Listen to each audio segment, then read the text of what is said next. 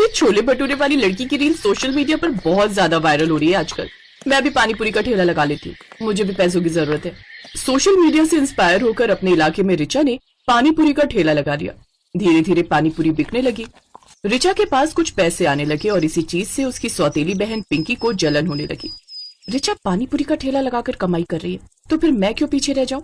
पिंकी ने रिचा के ठेले के पास ही एक ठेला लगा लिया और स्ट्रॉबेरी जूस बेचने लगी। आओ, एक नंबर की पानी पूरी खा लो, पूरे बदन में ताजगी आ जाएगी, पेट की सारी बीमारियां खत्म हो जाएंगी, बस एक बार मेरी पानी पूरी खा लो। इस तरह से रिचा जोर जोर से आवाजें लगाकर ग्राहकों को बुला रही थी।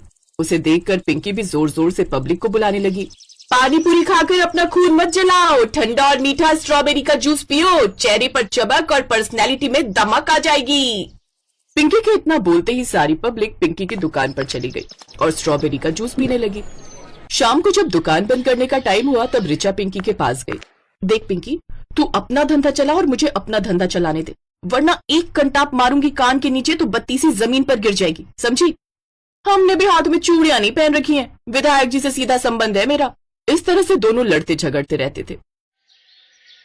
मजा नहीं आ रहा है। मेरे पास जो भी ग्राहक आते हैं रिचा की पानी पूरी खाने के बाद ही आते हैं।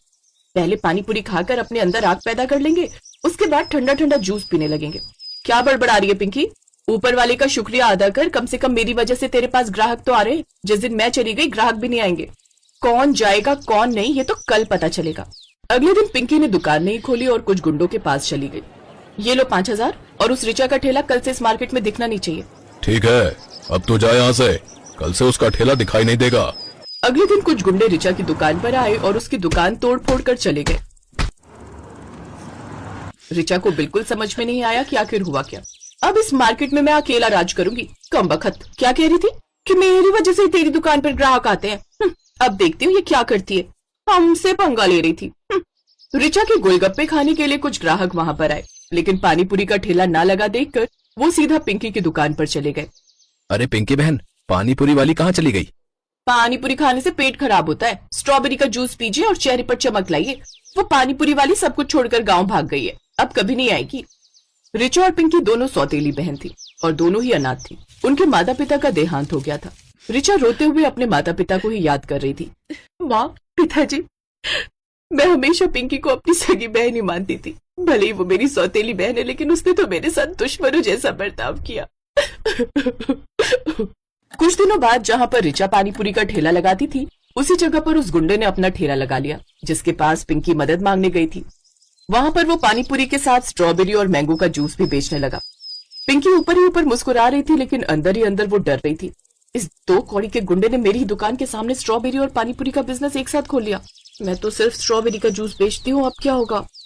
जो लोग पानी पूरी खाने के शौकीन थे वो अब इस गुंडे की दुकान पर जाने लगे और जब उन्हें जूस पीना होता तो पानी पूरी खाने के बाद उसी की दुकान पर जूस भी पी लेते थे और इस तरह पिंकी का धंधा धीरे धीरे ठप पड़ गया।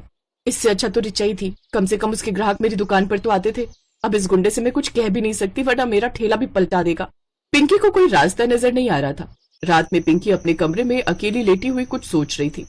कहते हैं हर किसी को उसके कर्मों का दंड जरूर मिलता है। जो मैंने रिचा के साथ किया वो मेरे साथ हो गया। अब मैं अपना ठेला तो वहां लगा सकती हूँ, लेकिन जब ग्राहक ही नहीं आएंगे तो क्या फायदा? यही सब सोचते सोचते पिंकी सो गई। करीब आधी रात में उसके सपने में उसके माता पिता और उसकी सौतेली माँ यानी रिचा की सगी माँ भी दिखाई दिए। बेटा, मैंने तो तुझे हमेशा सिखाया है कि कभी किसी के साथ गलत मत करना, पर तूने मेरी बात नहीं मानी। अरे मानेगी कैसे? हम लोग तो अब जिंदा रहे नहीं। ये सोच रही होगी कि अब कौन सा हमारे माँ बाप मुझे देख रहे हैं।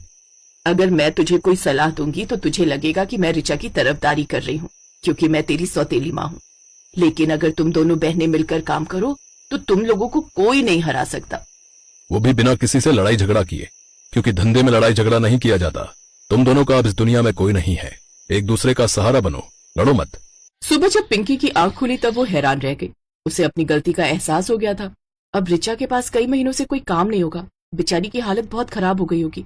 अभी उससे मिलकर आती हूँ। पिंकी बिना नहाए धोए सीधा रिचा के घर पहुंच गई। दीदी, दीदी मुझे माफ कर दो। आपने सही कहा था, आपकी वजह से मेरी दुकान चल रही थी। पिंकी के मुंह से पहली बार दीदी सुनकर रिचा को खुद पर विश्वास नहीं हुआ। फिर कोई नाटक कर रही है ना? मेरा धंधा वैसे ही बंद हो गया और तू सुबह सुबह दिमाग खाने आ गई मेरा। दीदी मैं कोई नाटक नहीं कर रही हूँ, मैं आपको पूरी बात बताती हूँ। आपकी दुकान मैंने ही गुंडों से गिरवाई थी ताकि कोई भी मेरा कॉम्पिटिटर ना रहे मार्केट में। हाँ मुझे पता है, मुझे सब कुछ पता है। पिंकी हैरान हो गई, लेकिन उसने शुरू से लेकर लास्ट तक सारी बात रिचा को बता दी। चलो कम से कम इसी बहाने तेरा होश तो ठिकाने आया। देर आए दुरुस्त आए। दीदी ये बड़ी बड़ी कहावतें कहने का वक्त नहीं है, ये बताइए धंधे का क्या होगा? अभी तूने ही तो कहा ना कि माँ ने तुझे बताया था कि दोनों लोग मिलकर काम करो सफल हो जाएगा। लेकिन मिलकर करेंगे क्या? ना ही मैं स्ट्रॉबेरी का ठेला लगा सकती हूँ, ना ही अब आप पानीपुरी का ठेला लगा सकती हैं, क्योंकि वो गुंडा दोनों ही चीजें एक ही ठेले पर बेचने लगा है। देख, तू स्ट्रॉबेरी का जूस बनाती है और मैं पानीपुरी बनाती हूँ, तो अब एक नई डिश तैयार करते हैं। अब हम लोग स्ट्रॉबेरी के जूस का पानीपुरी बनाएंगे, यानी स्ट्रॉबेरी फ्लेवर का पानीपुरी। कैसा लगा आइडिया? अरे वाह दीदी, आप तो जीनियस हो। ये स्ट्रॉबेरी वाला पानीपुरी तो पूरी दुनिया में एकदम नया है। चलिए आज से ही शुरुआत करते हैं। अब उन दोनों ने एक बार फिर से उसी चौराहे पर ठेला लगाना शुरू किया। अब वो लोग तीखा पानीपुरी भी बेचने लगे और स्ट्रॉबेरी फ्लेवर का पानीपुरी भी, जिससे पब्लिक उनके पास बहुत ज्यादा आने लगी, क्योंकि उन्हें कुछ नया मिल रहा था। तभी अचानक गुंडे की नजर उन दोनों पर गई। अबे इस घोंचू को देख रहा तू? उस दिन यही आई थी ना इसी लड़की का ठेला गिरवाने के लिए। आज दोनों लोग साथ मिल गई। ठीक है, मैं भी देखता हूँ कि ये लोग कब तक यहाँ टिक पाते हैं। उस गुंडे ने दोनों बहनों को परेशान करना शुरू कर दिया। रिचा और पिंकी पर एक के बाद एक मुसीबत आने लगी, लेकिन दोनों बहनें अब एक हो गई थीं। उन्हें तोड़ना आसान नहीं था। गुंडे के बारे में सोचते सोचते दोनों बहनें सो गईं और एक रात फिर से उन दोनों के सपनों में उनके माँ बाप आए। बेटा, कल इस समस्या का भी हल हो जाएगा, तुम दोनों चिंता मत करो। अगले दिन कुछ पुलिस वाले उस गुंडे के ठेले के पास आए। अरे आओ साहब, बताइए जूस पिलाओ या पानी पूरी खाएंगे? रे जल्दी से जगह खाली कर दे, ये सरकारी जगह है, यहाँ बस स्टैंड बनेगा। वो गुंडा बहुत गिड़गिड़ाया, लेकिन कुछ फायदा नहीं हुआ। ये देखकर रिचा ने पिंकी से कहा, वैसे पिंकी, तूने मेरा ठेला पलटवार कर बहुत अच्छा किया, वरना आज उस गुंडे की जगह पुलिस मेरा ठेला पलटा रही होती और वो दोनों बहनें एक साथ ऐसे ही खुशी खुशी रह